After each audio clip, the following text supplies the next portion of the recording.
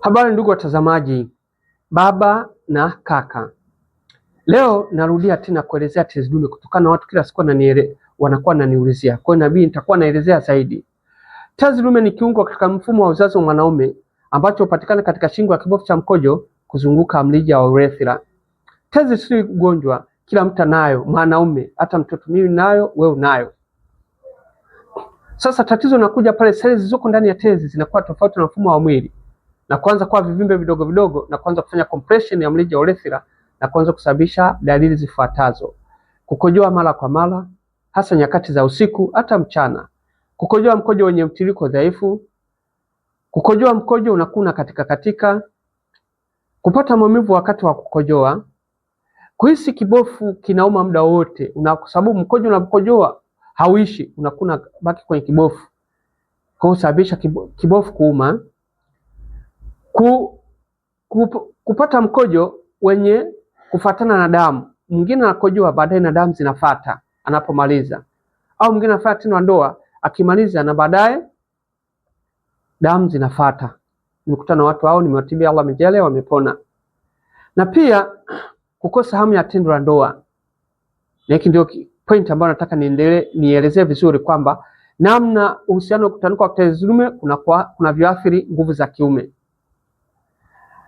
Inasababisha mtu, dalili nyingine ni kushindwa kucontrol mkojo. Unakuta mtu anaweza kaanza safari, masaa mawili ni mengi au moja ni mengi, anahitaji atemke gari au kipande chochote na kuhitaji kukojoa.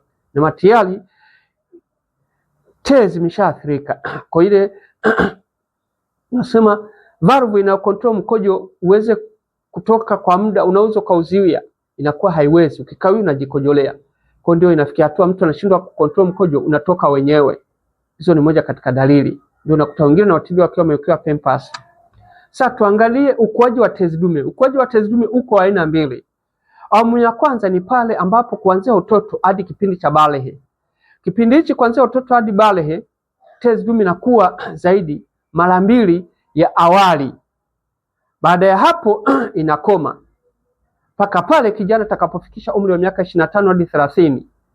Hapo ukuaji wa awamu ya pili ndio unatokea sasa, unaendelea, unakuwa kwa kasi, kutofautiana kati ya mtu mmoja na mwingine mpaka utu uzima, mpaka uzeeni. Nafikiri ndugu mtazamaji utakuwa umenielewa vizuri. Sasa tuangalie namna gani tezi dume inavyoathiri utendaji kazi wa tendo la ndoa.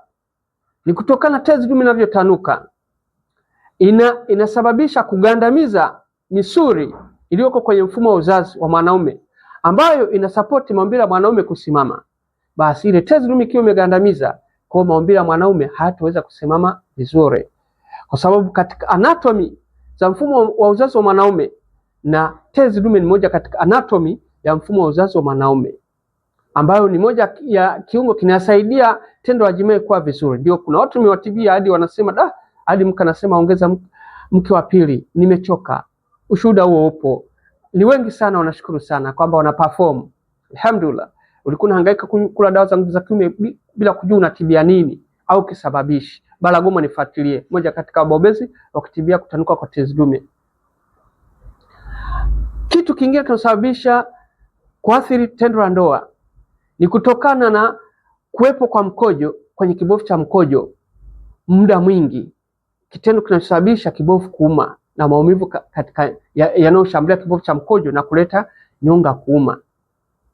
Sababu nyingine ni uwepo wa bakteria, kwa sababu mkojo unavyokuwa unabaki kwa sababu hauishi, baadaye bakteria wanazidi kuwepo kwenye kibofu cha mkojo, ambapo sasa bakteria wanavyozidi kuwepo inakuwa ni changamoto hadi kuperform tendo la jima'i. Lakini pointi kubwa ni kutanuka kwa tezi dume husababisha kulalia mishipa au misuli kwenye maumbile ya mwanaume, ambayo yani kwenye shingo ya kibofu cha mkojo cha mwanaume, ambayo misuli hiyo ni moja katika faida kusaidia kusimama kwa maumbile ya mwanaume anapohitaji kufanya tendo la jima'i. Kwa hiyo tezi dume kitanuka inalalia ile misuli, kwa hiyo manake maumbile hayataweza kusimama vizuri.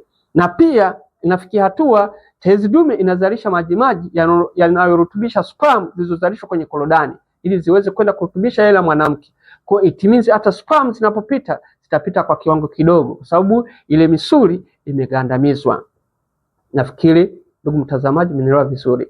Kwa leo tuishie hapa.